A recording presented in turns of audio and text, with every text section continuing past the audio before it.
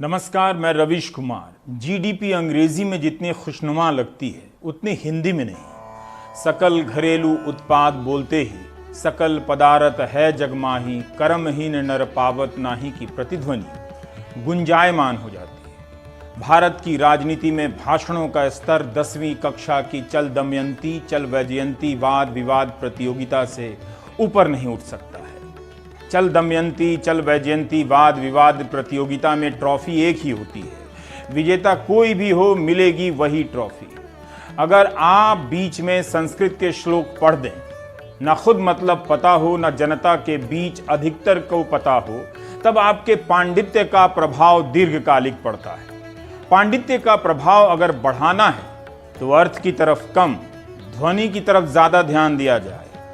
आग्रह है कि टीवी की आवाज बढ़ा लें। मैं वेट कर रहा हूं, बढ़ा लीजिए। जब जनता अपनी नागरिकता छोड़ भक्ति में लीन हो जाए तो उसे जनता नहीं जजमान कहना चाहिए। तो कथा शुरू हो चुकी है जजमान।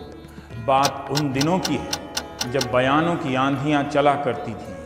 कल्पनाओं के पत्ते जमीन पर गिरने से पहले आसमान तक उड़ आया करते थे। अखबारों और चैनलों की सुर्खियों का मोटापा व्हाट्सएप यूनिवर्सिटी में डूबे छात्रों की बारीक नज़रों से भी ओझल हो चुका था। नज़दीक का चश्मा पहनने वाले हे जजमान डबल डिजिट ग्रोथ के सपनों में संलिप्त हो चुके थे। बीच बीच में संस्कृत निष्ठ शब्द बोलने से आपका वक्तृत्व यानी वक्ता होने के कौशल में 36 गुणों का निखार आता है। इससे संस्कृत का विकास तो नहीं होता मगर वक्ता का विकास हो जाता है। तो जजमान कहानी इस भूमिका से आगे की है। प्रगतिशील प्रखर विवेकशील दूरदृष्टा पीयूष गोयल नामक मंत्री के उन बयानों को पूर्व दीप्ति यानी फ्लैशबैक में देखने की उत्सुकता मन मस्तिष्क में कोलाहल कर रही है। 18 जून 2018 को पीयूष गोयल का यह बयान पाठकों ने पढ़ा ही होगा कि 2019 की आखिरी तिमाही में जीडीपी की दर 10% हो जाएगी। 10% यानी डबल डिजिट। युग्मित संख्या के विकास दर से युग परिवर्तन की आहट का अंदाजा मंत्री जी को जून 2018 में ही हो गया था। जब 2019 शुरू हो गया तो पाठकों ने समाचार पत्रों में पढ़ा कि मंत्री जी कह रहे हैं कि वित्त वर्ष 2020 में जीडीपी के 7.5% रहने की उम्मीद है। बयानों में ही हिंदी में सकल घरेलू उत्पाद और अंग्रेजी में जीडीपी 2.5% कम हो गई। 2019 की आखिरी तिमाही में किसी ने 10% वाली जीडीपी नहीं देखी। ना ही मंत्री जी ने कहा कि उनका अनुमान गलत क्यों निकला। 2020 की जीडीपी भी 7.5% नहीं रही, 4.2% आ गई। प्रश्न यथोचित है कि इन बयानों से पहले किन तथ्यों का पूर्वालोकन किया जाता है। ऐसी हिंदी जरूरी है ताकि जनमानस पर आपका गहरा प्रभाव पड़े। वक्ताहीन नेतृत्व से वंचित नेता और समाज को लगे कि वक्ता आ गया है। कल्पनाएं पत्तों की तरह उड़ रही हैं, आंधियों की पीठ पर सवार हवाएं सीटियां बजा रही हैं। 2 जून को आंग्ल भाषिक समाचार पत्र में मंत्री जी कह रहे हैं इंडियन एक्सप्रेस में कि कोविड का असर कुछ भी नहीं होगा, भारत की इकोनॉमी $5 ट्रिलियन का लक्ष्य हासिल कर लेगी। याद दिलाया ताकि पता चले कि पीयूष गोयल जीडीपी पर बोलते रहे हैं, ताकि आप यह न समझें कि -24% जीडीपी पर बोलना उनका काम नहीं है। Now let's feel the silence.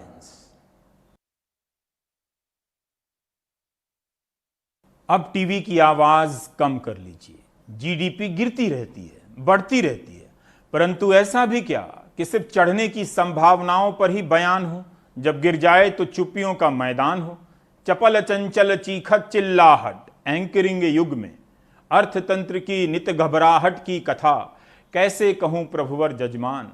नोटबंदी के समय जीडीपी को लेकर क्या कहा गया था। 4 दिसंबर 2016 को पीयूष गोयल का ट्वीट है कि नोटबंदी का असर जीडीपी के ग्रोथ में दिखेगा। अगले दिन फिर ट्वीट करते हैं कि नोटबंदी से नकदी लेन देन बढ़ेगी और जीडीपी बढ़ेगी। 2017-18 की तिमाही में भारत की जीडीपी 7.8% हो गई थी। तब पीयूष गोयल ने ट्वीट किया था कि इंडिया ऑन फास्ट ट्रैक, 2018-19 की पहली तिमाही में जीडीपी 8.2% हो गई थी। पीयूष गोयल ने हैशटैग लगाया था न्यू इंडिया न्यू मोमेंटम। 1 सितंबर 2018 अंग्रेजी के इस ट्वीट में कहा गया है कि elephant starts running, Q1 GDP growth soars to 9 quarter high of 8.2%, यानी हाथी ने दौड़ना शुरू कर दिया है। 1 फरवरी 2019 को बजट पेश करते हुए पीयूष गोयल ने कहा था कि भारत दुनिया की अर्थव्यवस्था के ब्राइट स्पॉट की तरह देखा जाने लगा है। 10 सितंबर 2019 को वित्त मंत्री निर्मला सीतारमण ने अच्छा बयान दिया कि जीडीपी का गिरना और चढ़ना विकास का हिस्सा है, पार्ट ऑफ ग्रोथ। बिल्कुल ठीक बात है, तभी तो मैं यथोचित प्रश्न कर रहा हूं कि अभी जब -24% हुई है तो कम से कम बोलना चाहिए जिससे लगे कि गिरना भी उसी विकास का हिस्सा है। 1 फरवरी 2020 को बजट पेश करते हुए निर्मला सीतारमण ने कहा था कि जो ट्रेंड है उन्हें देखते हुए हमने वर्ष 2020-21 के लिए जीडीपी की अनुमानित नॉमिनल ग्रोथ 10% आंकी है। 28 दिन बाद कहती हैं तीसरे क्वार्टर की 4.7% की विकास दर का मतलब है कि इकोनॉमी में दम है। हम वापस युग्मित संख्या अर्थात डबल डिजिट का ग्रोथ पालेंगे। लेकिन इन चुप्पियों के पीछे की बात समझ नहीं आ रही है। हम समझते हैं कि राष्ट्रभक्ति के सामने रोजगार का मुद्दा चिनिया बादाम का मुद्दा है जिसे लोग आधा खाते हैं आधा गिरा देते हैं। But then they need some assurance कि जो परीक्षा दी है उसकी नौकरी मिलेगी कि नहीं, क्यों नहीं मिल रही है। अभी आपने देखा कि लाखों की संख्या में मां भारती की संतानें ट्विटर पर ट्वीट करती रहीं कि रेलवे की जो परीक्षा हो चुकी है, रिजल्ट आ गए हैं सहायक लोको पायलट की, उसकी ज्वाइनिंग का संकल्प हो जाए। The revolution was tweeted. मंत्री जी ने संकल्प पत्रक पर पुष्प अक्षत तो दूर बयान तक नहीं दिया कि चिंता ना करो मां भारती की संतानों, हमारे रहते ज्वाइनिंग हर हाल में होगी। उन्हीं का एक पुराना बयान था संसद में कि उनकी सरकार के रहते रेलवे का प्राइवेटाइजेशन नहीं होगा। रेलवे की एनटीपीसी की परीक्षा के फॉर्म भरकर अपनी बेरोजगारी का हरण करने का प्रण लिए बैठे नौजवान मंत्री जी से परीक्षा की एक तारीख की घोषणा ना प्राप्त कर सके। ट्विटर पर भारत के नौजवानों की इतनी बड़ी हार कभी नहीं हुई थी। जिस ट्विटर और फेसबुक से न जाने कितनी चुनावी जीतों को मैनेज किया गया दुनिया में, उस ट्विटर पर अपनी हार को भारत की यह जवानी अपनी कहानी कहां लिखेगी। प्रियंका गांधी की ट्विटरत राजनीति भी इनकी हताशाओं के शोर में खो जाती है। राष्ट्र की प्रगति के लिए उन्मुख छात्र विमुख रह जाते हैं, डर से लाइक बटन पर हाथ ना लगाते हैं कि कहीं निष्ठा पर प्रश्न ना हो जाए। पराजित युवाओं के लिए क्रांति फिल्म के गाने की एक पंक्ति प्रेरणादायक हो सकती है, वो जवानी जवानी नहीं जिसकी कोई कहानी ना हो। प्यार का सुंदर गाना ही इंसान को सुंदर बनाता है। You know what I mean. हम सभी छात्रों ने अभी 1 सितंबर को ग्रैंड ट्विटर कैंपेन आयोजित किया था SSC CGL 2018 tier 3 descriptive paper के रिजल्ट के जो पेंडिंग पड़ा है पिछले 8 महीनों से उसकी तारीखों के लिए। और ये ट्विटर कैंपेन काफ़ी सक्सेसफुल रहा और उसी शाम को एसएससी के द्वारा हमें यह सूचित किया गया कि एसएससी सीजीएल 2018 टीयर 3 का रिजल्ट 4 अक्टूबर को आ जाएगा। परंतु हालांकि वह ट्विटर कैंपेन जो उसका उद्देश्य था उसकी पूर्ति करने में वह सफल रहा, परंतु इसके अतिरिक्त छात्रों की एसएससी से कई सारी मांगे अभी भी शेष हैं, जैसे रैंक लिस्ट का मुद्दा, जैसे वेटिंग लिस्ट का मुद्दा, तथा एसएससी में एक ऐसी अथॉरिटी हो जिसके द्वारा छात्र अपनी समस्याएं, अपनी ग्रीवेंसेस डायरेक्टली उस अथॉरिटी तक रख पाएँ और एसएससी उनको टाइम बाउंड मैनर में सॉल्व कर सके। बच्चा एग्ज़ाम का फॉर्म भरने के बाद इंतज़ार करता रहता है कि कब मेरी एग्ज़ाम होगा, एग्ज़ाम हो जाता है तो रिजल्ट नहीं आता, रिजल्ट आता है तो ज्वाइनिंग नहीं होती है। तो पूरा फ्रॉम स्टार्ट टू एंड जो इसको सॉल्व करने का एक प्रयास है वो है आपका स्पीकअप कैंपेन। और इसके थ्रू ये मांग की जा रही है कि परीक्षा व्यवस्था में इस तरह का सुधार किया जाए कि समयबद्ध तरीके से परीक्षा हो, और अगर समयबद्ध तरीके से परीक्षा नहीं हो रही है तो जो भी इसके लिए रिस्पॉन्सिबल हैं उनके ऊपर जुर्माना भी लगाया जाए, ताकि एक इंटेंट दिखे सरकार का कि बच्चों को वाकई में सरकारी नौकरियां देनी है और वो इस एग्जाम्स की मन से तैयारी करें, ना कि इस पे चिंतित रहें कि हमारा कितने साल बाद ज्वाइनिंग होगा। अतः ट्विटर पर युवाओं का ट्रेंड आंदोलन फेल ही कहा जा सकता है। ट्विटर पर जन कल्याण हेतु सर्वसुलभ मंत्री जी ने बयान नहीं दिया। छात्र आ से आश्वासन ना पाकर ह से हताश हुए होंगे। सहायक लोको पायलट की भर्ती का विज्ञापन वर्ष 2018 में निकला था। आज तक भर्ती पूरी नहीं हुई, ज्वाइनिंग नहीं हुई। अप्रैल 2019 में नॉन टेक्निकल पॉपुलर कैटेगरी का फॉर्म भरकर छात्र बैठे हैं। तब से कुछ तो कहना चाहिए मंत्री जी को, है कि नहीं? अब आपको फिर से फ्लैशबैक में ले चलता हूं, जिसे हिंदी में पूर्व दीप्ति कहते हैं। वंस अपॉन ए टाइम साल 2017 का था, महीना अक्टूबर का। मंत्री जी ने कहा था कि रेलवे के इकोसिस्टम में 10 लाख नौकरियां बन जाएंगी। उस दिशा में काम कर रहे हैं। 10 लाख, इधर 1 लाख की भर्ती का पता नहीं। बयान में स्पष्ट रूप से कहा था कि रेलवे में भले सीधे तौर पर ना मिले इतनी नौकरियां, लेकिन रेलवे के इकोसिस्टम में 10 लाख लोगों को नौकरियां मिल सकती हैं। रेलवे में होने वाली सीधी भर्ती का तो हिसाब दे ही सकते थे मंत्री जो थे। विदित है कि अगले 1 साल के लिए रेलवे ने नई भर्तियों पर रोक लगा दी है। कौन यह प्रश्न पूछे कि हम कैसे जांचें कि रेलवे के इकोसिस्टम में 10 लाख में से कितनी नौकरियां बनी हैं? या ये बयान भी जीडीपी वाला बयान की तरह था? रेलवे के अफसर और कर्मचारी प्राइम टाइम कहीं छिपकर तो नहीं देखते हैं? I mean just asking buddy, don't worry, I can see the time we are living in. Sanskrit तत्सम हिंदी, हिंदी उर्दू और अंग्रेजी का लुत्फ एक प्राइम टाइम में। माय माय, बचा ही क्या है देखने को, और देखकर करना भी क्या है। कथा आगे बढ़ रही है। जजमान, नागरिक अब जजमान ही तो हैं, अब जनार्दन नहीं रहे। ऐसी सूत्र पंक्तियां बड़ी बड़ी यूनिवर्सिटी के प्रोफेसरों को जीवन बिताने के बाद मिलती हैं। मैं अपनी तारीफ में क्या ही कहूं। आखिर जीडीपी पर बयान क्यों नहीं आए? ऐसा तो नहीं कि जीडीपी कभी नहीं बढ़ेगी, और अगर बढ़ गई तब भी मंत्रीगण चुप रहेंगे आज की तरह।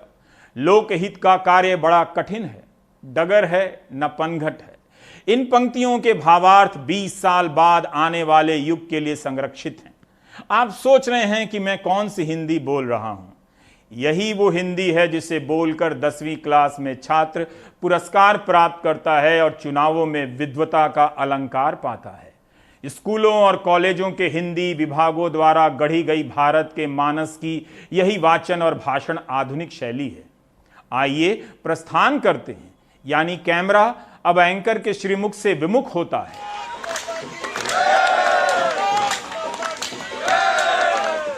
गाजियाबाद चलता है। रात्रि का प्रहर है। अभिभावकों ने जागने का प्रण किया है। प्रदर्शन का कारण समझा जा सकता है। मुझे ज्ञात नहीं कि मच्छरों से बचने के लिए यहाँ गुड नाइट लगा था या नहीं, मगर इन अभिभावकों के लिए गुड नाइट ही नहीं हुई। गाजियाबाद पेरेंट्स एसोसिएशन और जिले के समस्त अभिभावक अनिश्चितकालीन भूख हड़ताल पर हैं। समस्त तो नहीं दिखाई देते, मगर जो अंश है उसी से कथा आगे बढ़ाता हूँ। इनका कहना है कि तालाबंदी के समय 3 महीने की फीस माफ हो। जिले के निजी स्कूलों की फीस अधिनियम 2018 के अनुसार बैलेंस शीट जांच कर फीस का निर्धारण हो। सीमा त्यागी साधना सिंह, भारती शर्मा नेतृत्व कर रही हैं। प्रश्न पूछा कि किस कारण से फीस माफी के लिए दधीची ऋषि की तरह हड्डी गलाने का संकल्प हुआ है, तो बताया गया कि बहुत से लोगों की नौकरियां चली गई हैं, कईयों के घर के सामान बिक गए हैं। सुनकर मन आहत हुआ। फिर सोचा कि जनता सुशांत सिंह राजपूत के कवरेज से मुक्ति पा चुकी है, तो फिर इस आहत मन का बोझ कंधे पर कहाँ रखूं? जगह भी बहुत कम बची है। मैं पेरेंट्स हूँ। अभी तो 3 महीने काम नहीं होने की वजह से जो है तो हमारी एक तो नौकरी चली गई, दूसरा जो है तो खाने पीने की तंगी आ गई। तो हमने जो है तो घर के जो है तो जेवर भी बेच दी है। अब फीस के लिए जो है तो परेशान किया जा रहा है। तो जब खाने को नहीं है तो फीस कहाँ से भरेंगे? मेरी नौकरी छूट चुकी है और मैंने इसकी एप्लीकेशन भी स्कूल में दी थी कि मैं अभी फीस जमा करने में ऐसा कि मेरी नौकरी छूट चुकी है। अब नौकरी मेरी छूट चुकी है तो मैं कहाँ से फीस जमा करूँगा स्कूल में? अब मैं घर का सामान बेचूँ, अपने घर की चीज़ें बेचूँ, तब जाके स्कूल की फीस जमा करूँ। स्कूल के माफियाओं के द्वारा शिक्षा को लेकर शोषण किया जा रहा है। टीचर्स का, अभिभावकों का फीस को लेके, क्लासेस ना लेके, ज़्यादा फीस लेके और टीचर्स को गलत तरीके से निकाला जा रहा है, जो कि फाउंडर टीचर्स हैं। यहाँ के शिक्षा माफिया जबरदस्ती गुंडा टैक्स वसूल रहे हैं, हम लोगों से गुंडागर्दी कर रहे हैं और हम लोगों पर दबाव बना रहे हैं कि आप पूरा फीस जमा करिए। जिनकी नौकरी गई है उनकी जांच कर उन्हें फीस में राहत मिलनी चाहिए, जिनकी नहीं गई है उन्हें फीस देनी चाहिए। ये मेरा मत है। वरना शिक्षकों को भी वेतन नहीं मिलेगा। वैसे शिक्षकों को उन स्कूलों में भी वेतन नहीं मिल रहा जहां के अभिभावक फीस दे रहे हैं। जनता को जजमान कहना एक युगांतकारी सूत्र का प्रतिपादन करना है। जब जनता जजमान हो जाती है तो उसका मतलब है जजमान से लिया जाएगा, जजमान को दिया नहीं जाता है। इतना तो आप समझते होंगे। जजमानी सिस्टम के बारे में भी बताना पड़ेगा।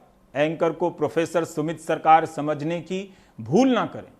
क्या ही तो शानदार टीचर थे, कमाल के मेरे टीचर थे। एनीवे, एक अंबेडकरवादी चिंतक इसकी जो यादगार व्याख्या करेगा जजमानी सिस्टम का, वैसा साहस और आनंद आपको यहां नहीं मिलेगा। 20 लाख करोड़ का स्मार्ट पैकेज, हेडलाइनों में इसे ऐसे छापा गया जैसे देखने वाला अपना नाम भूल जाए मगर ये ना भूले। Do you remember?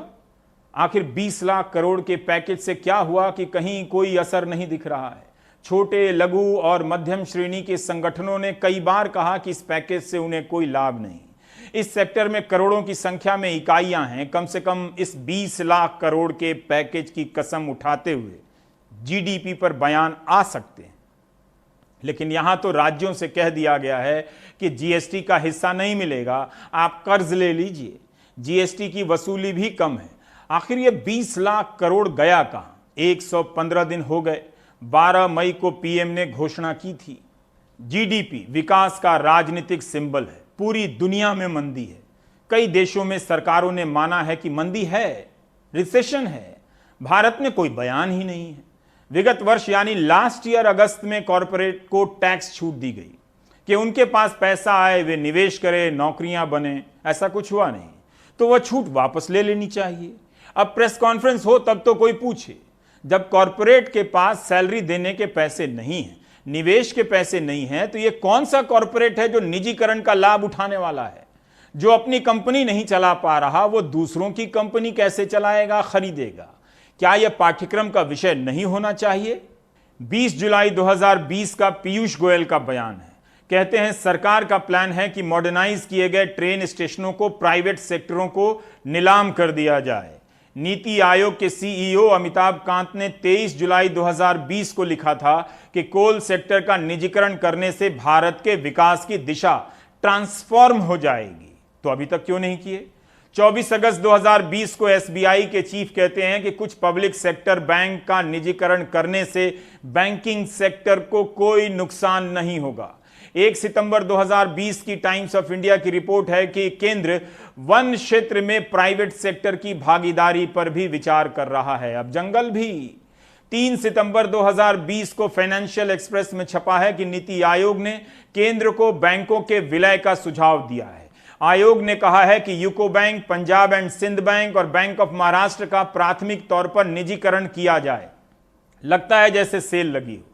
चलो कंपनी खरीदो, वन क्षेत्र में भी प्राइवेट पार्टी। कमाल है, पॉजिटिव चीजें हो रही हैं और कोई बता भी नहीं रहा है। बैंक का निजीकरण होगा। बैंक के वो अफसर भी चुप हैं जो व्हाट्सएप यूनिवर्सिटी में बड़े मुखर थे, खोए हुए थे। अभी टाइम लगेगा मुझे सॉरी बोलने में, पर उनकी कुछ कॉपियां हैं मुझे गाली देते हुए। कोई बात नहीं, बड़ी तस्वीर पर फोकस करते हैं। Let's be clear. इसी 2 सितंबर की खबर है दिशा सिंघवी और रेणु यादव की, लाइव मिंट की। आज अगर नौकरी चली जाए सैलरी क्लास की, तो जो 71% लोग उसमें से 6 महीने के बाद अपना घर नहीं चला सकेंगे। इनमें से कितने व्हाट्सएप यूनिवर्सिटी चलाने वाले हैं जजमान?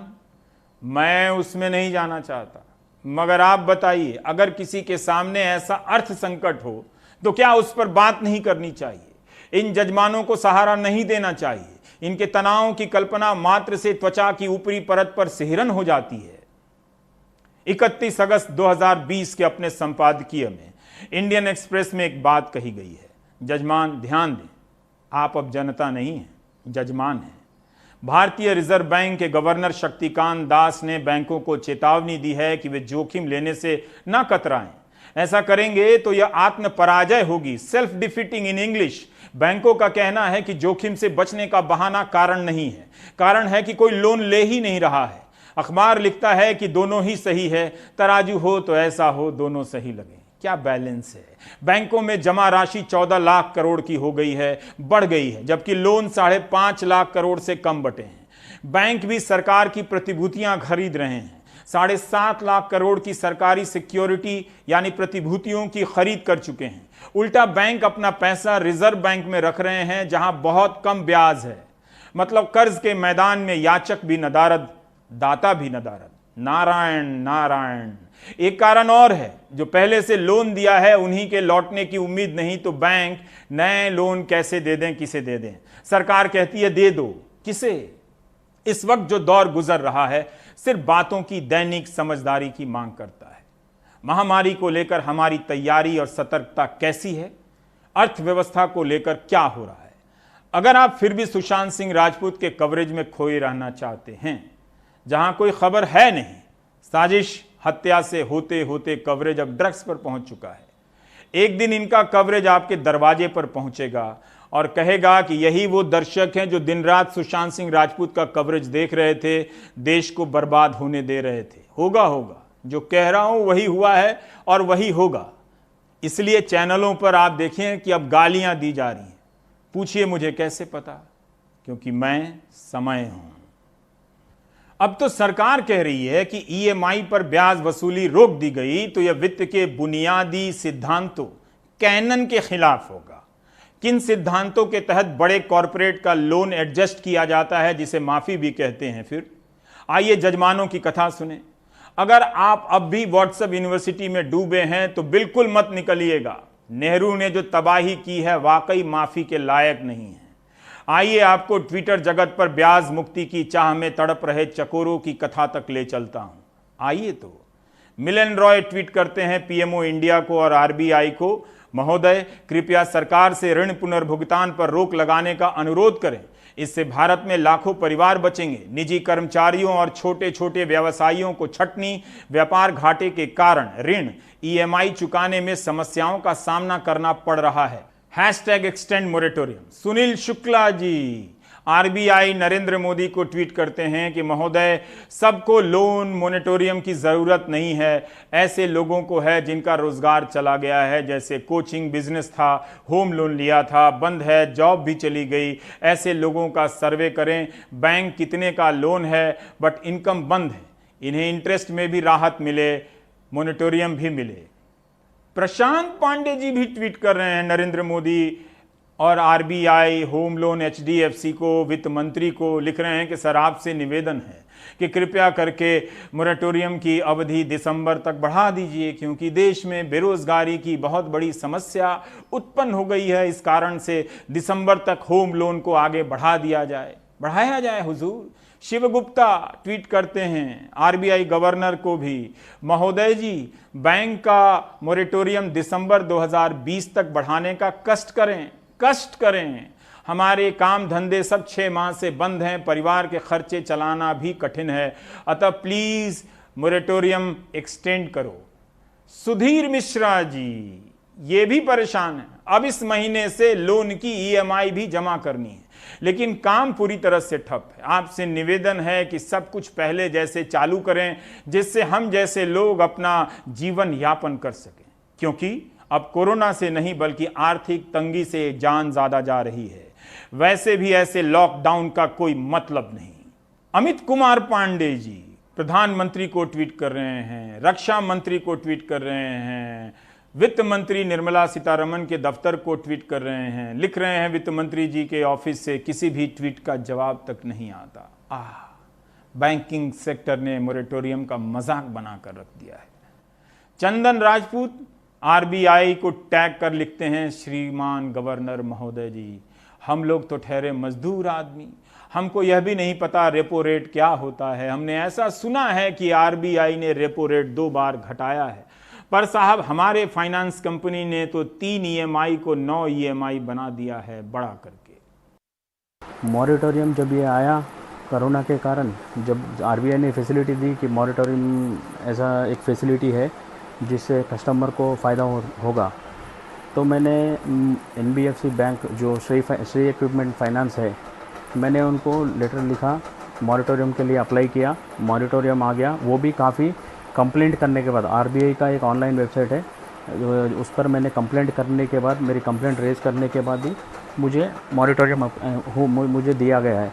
उसके बावजूद अभी जो EMIs ये कोरोना के कारण सारा इंडिया नहीं, सारा देश, सारा वर्ल्ड पूरा परेशान है कोरोना के कारण। तो इस करके अभी बिज़नेस भी नहीं हो रहा है, और इस पर ये जो इंटरेस्ट जो डाल रहे हैं ये भी गलत है। हम EMI नहीं बन सक रहे क्योंकि जो कोरोना के कारण। तो मेरी एक ही रिक्वेस्ट है कि ये interest on interest wave of हो। मैंने पिछले साल प्राइवेट कंपनी का लोन लिया था और कोविड-19 में वो लोन की किस्त मैं चुका नहीं पा रहा हूँ। प्राइवेट कंपनी के लोग मेरे को फ़ोन करते हैं, मेरे घर पे आते हैं और लोन का हफ्ता किस्त मांगते हैं और दंड ब्याज भी भर दो ऐसा बोलते हैं। मेरे को बहुत तकलीफ़ हो रही है। पैंडेमिक के वजह से मेरे खेत में भी कुछ नहीं है और अभी भी मैं कुछ बुआई नहीं कर सकता क्योंकि मेरे पास कुछ है ही नहीं। मेरे पास मेरा खुद का जीना मुश्किल हुआ है। Punjab Maharashtra corporation PMC bank के मामले में क्या हुआ था अब आपको याद नहीं होगा। बस दुआ कीजिए कि आपके साथ ऐसा ना हो।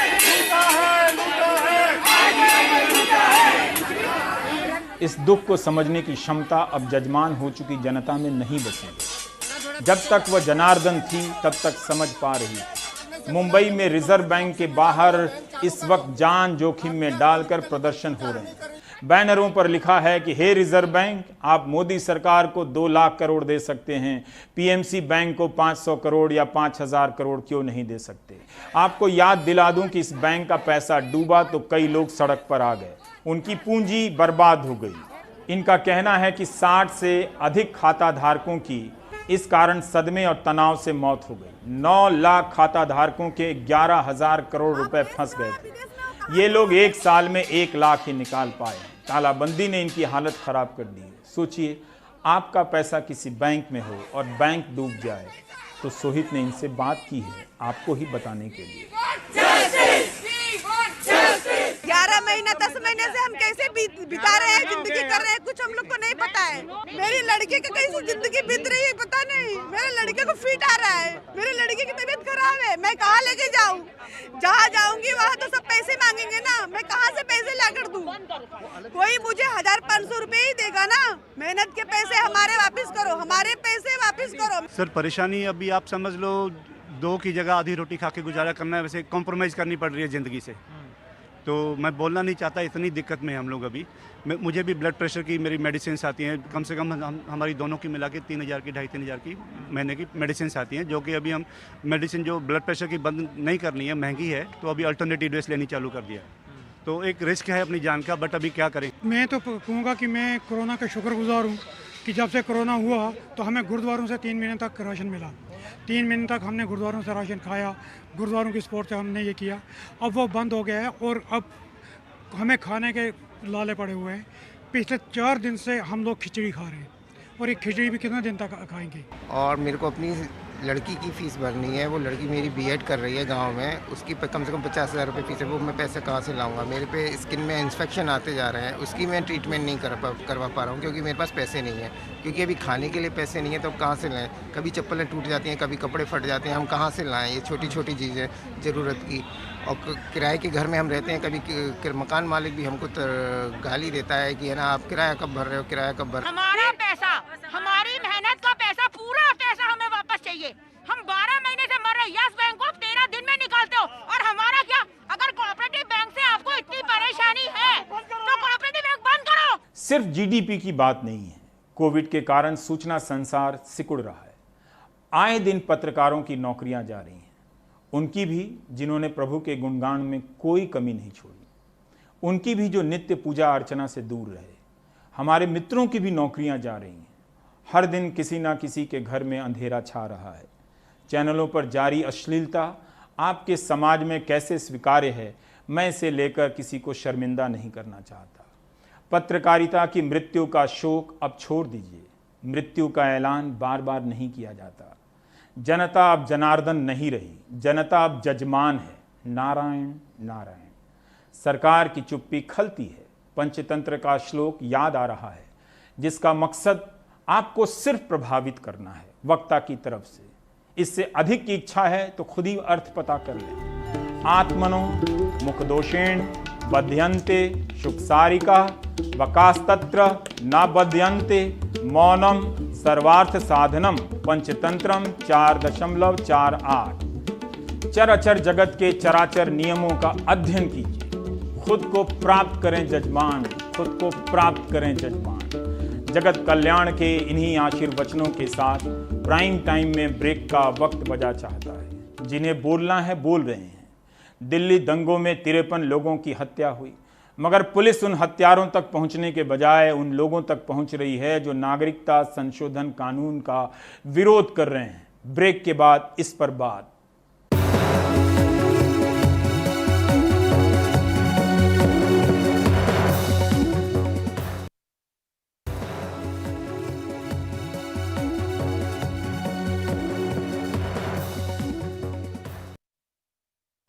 दिल्ली में एक प्रेस कॉन्फ्रेंस हुई है। योगेंद्र यादव, प्रोफेसर अपूर्वानंद, उमर खालिद, कमलप्रीत और हर्षमंदर ने बयान जारी किया है कि नागरिकता संशोधन कानून के विरोध में जो प्रदर्शन हुए थे, आंदोलन हुआ था, उससे जुड़े लोगों को बदनाम करने के लिए जबरन साजिश का इल्ज़ाम लगा रही है दिल्ली पुलिस।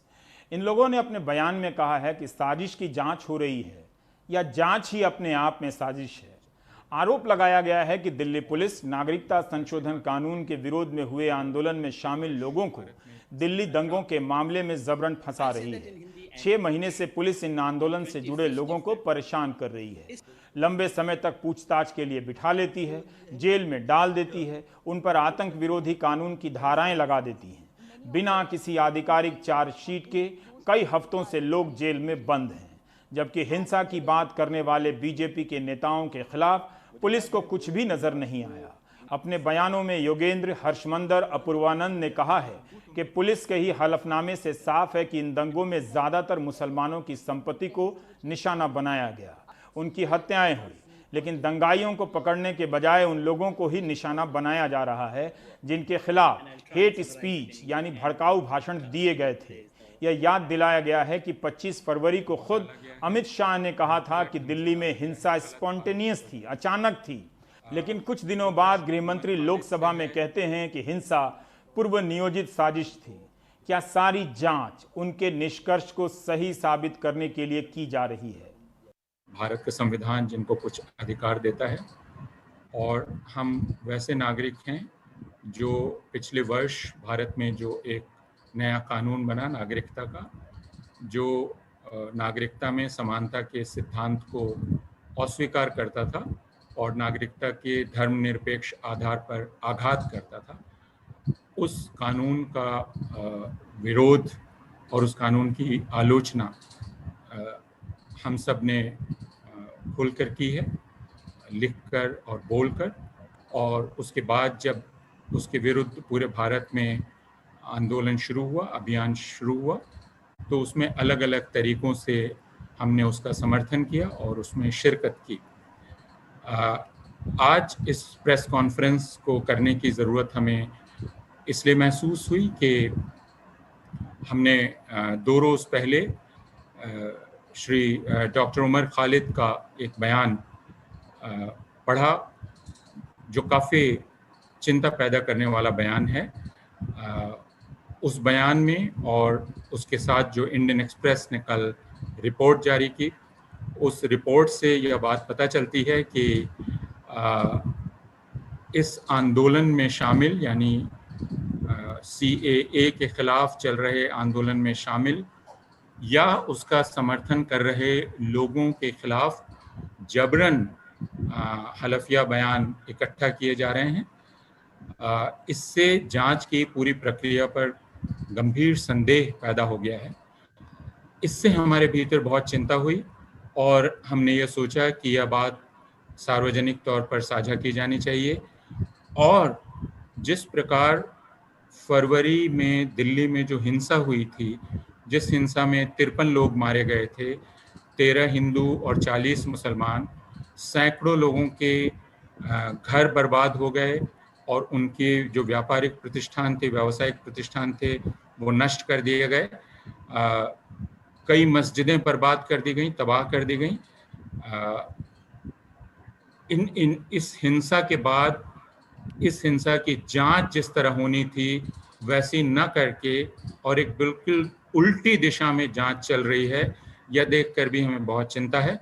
मई को मैंने दिल्ली पुलिस के कमिश्नर साहब को चिट्ठी लिखी थी, यही कहते हुए, श्रीवास्तव जी तब तक कमिश्नर बन गए थे, मैंने यही कहते हुए उन्हें चिट्ठी लिखी थी कि ये जिस तरह से चल रही है इन्वेस्टिगेशन, ये तो अपने आप में कॉन्स्पिरेसी नजर आती है। और अब जबकि सारी इन्वेस्टिगेशन के बारे में हमें कुछ पता लग गया, इतने लोगों को इकट्ठा किया जा रहा है, हर रोज किसी ना किसी से पूछा जा रहा है, चीजें लीक की जा रही हैं, तो अब हम देख सकते हैं इस देश के इतिहास का सबसे बड़ा क्रूर मजाक हमारे साथ किया जा रहा है। 1984 में दिल्ली ने अपनी सड़कों पे एक बहुत विभत्स दृश्य देखा, मैसेकर देखा,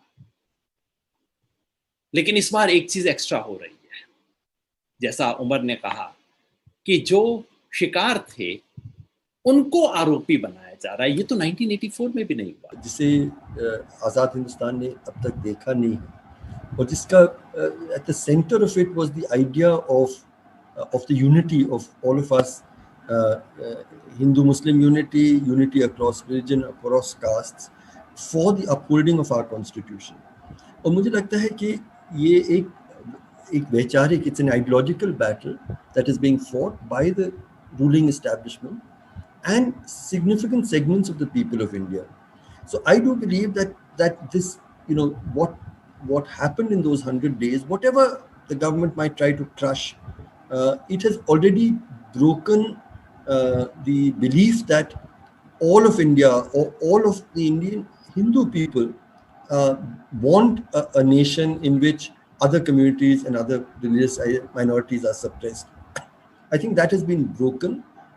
That in that sense, the protests have already achieved their purpose.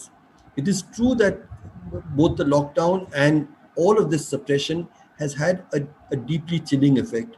But I am very convinced that the people of India who want a country which is built around ideas of fraternity and equality will continue to resist, and will, whatever the government might try to do to suppress our voices, some of us will go to jail, other people will come forward, but this battle is not going to end. Political masters इस बात को पहले बोल दिए, इस पे संसद में बाकायदा बात हुई जब इन्वेस्टिगेशन ढंग से शुरू भी नहीं हुआ था, जहां कुछ नाम पहले से ले लिए गए और बोला इन लोगों ने भी आह्वान किया था और इन लोगों की वजह से हिंसा हुई है, गृह मंत्री द्वारा और सांसदों द्वारा। तो क्या दिल्ली पुलिस आज जो इन्वेस्टिगेशन कर रही है, क्या वो जो कंक्लूजन हमारे नेताओं ने और जो रूलिंग पार्टी है पहले से लेकर आए थे, क्या उनको सही साबित करने के लिए एक तरीके से इन्वेस्टिगेशन कर रही है? ये सारी चीजें मेजरली डराने के लिए हैं, ये सब लोगों को चुप करा देने के लिए है, शांत करा देने के लिए है।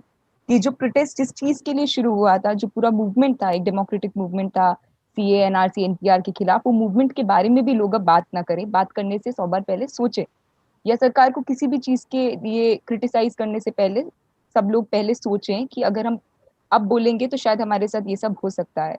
तो स्टूडेंट्स की तरफ से, एज अ स्टूडेंट खुद जो मैं यूनिवर्सिटी में पढ़ती हूँ, हम यही कहना चाहेंगे कि ये कोई डरने की बात नहीं है, क्योंकि मैं खुद लॉ की स्टूडेंट हूँ और अभी जो हमारे सामने इन्वेस्टिगेशन के नाम पे हो रहा है वो पूरा एब्सर्डिटी है। मतलब इसमें लॉ कहाँ है, यही हम पूछेंगे। तो हमने कुछ गलत नहीं किया, जब किसी ने कुछ गलत नहीं किया, हमें पता है कोई एविडेंस नहीं है, तो हम लोग क्यों डरे। आप देख रहे थे प्राइम टाइम। नमस्कार।